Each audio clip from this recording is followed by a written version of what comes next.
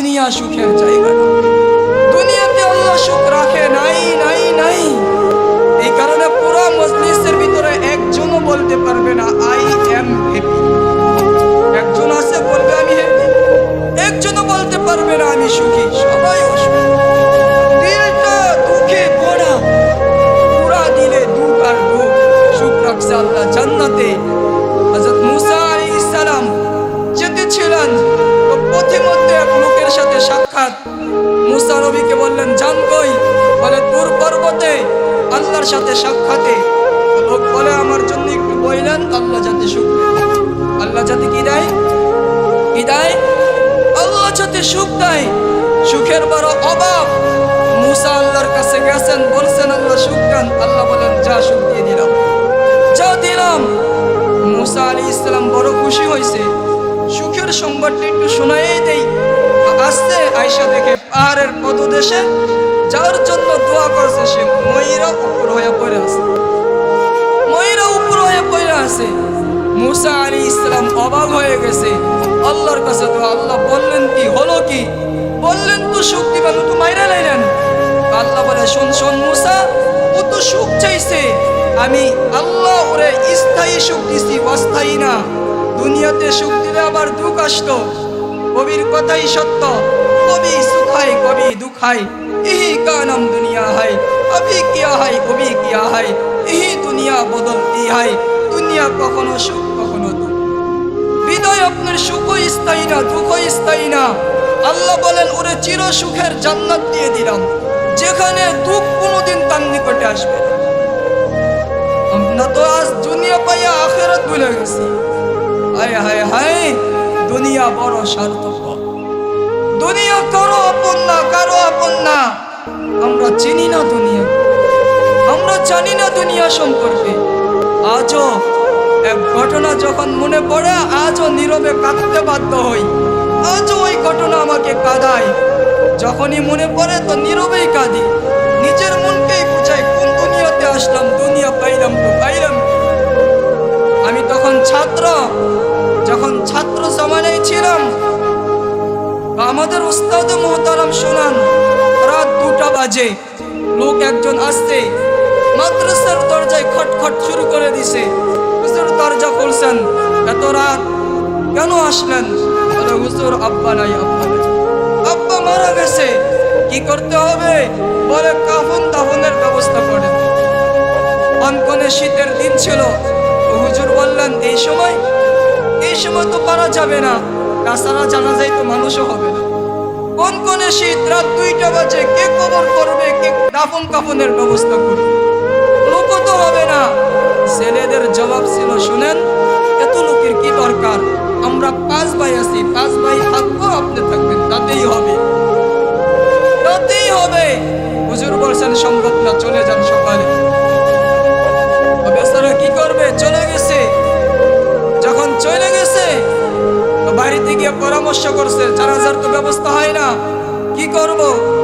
মাকে গিয়ে বলছে আম্মু সারাটা জীবন আমার আব্বা তোমার সাথেই ছিল, দেখতাম একই বিছানায় ঘুমাইতো।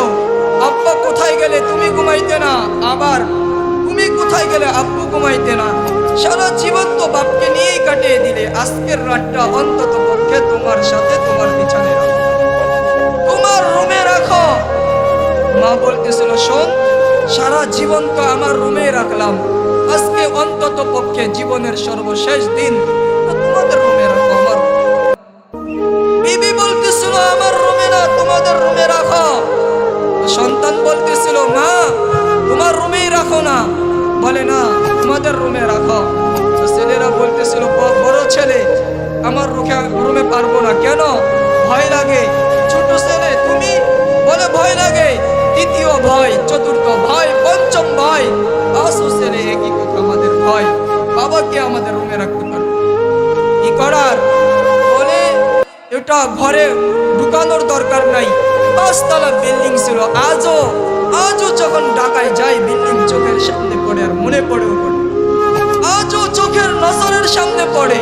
পরিচয় আমি দিব না, পরিচয় দিতে চাইতেছি না। ছেলেরা বলছে যে ওটা মরা লাশ, ভিতরে আনার কি দরকার, বাইরেই রেখা দাও, বাইরেই রেখা দিছে। কনকনে শীত ছিল। দারোয়ানকে বলছে, ও মিয়া, আজকে তোমার দারোয়ানগিরির কাজ হলো আমার বাবার লাশটা পাহারা দিবে। তুমি আমার বাবার লাশটা পাহারা দিবে। দারোয়ান বলছে, আচ্ছা ঠিক আছে। দারোয়ান তো দারোয়ানই, এই কথা বইলা বলছে ঠিক আছে। ছেলেরা ঘুমায়া গেছে, বিবি ঘুমায়া গেছে, দারোয়ান চেয়ারে বসছে। পুরুষল তো ক্লান্ত, ও ঘুমায়া গেছে। যখন দারোয়ান ঘুমায়া গেছে, তো সকালবেলা মুসল্লিরা নামাজ পড়তে যাইতেছিল।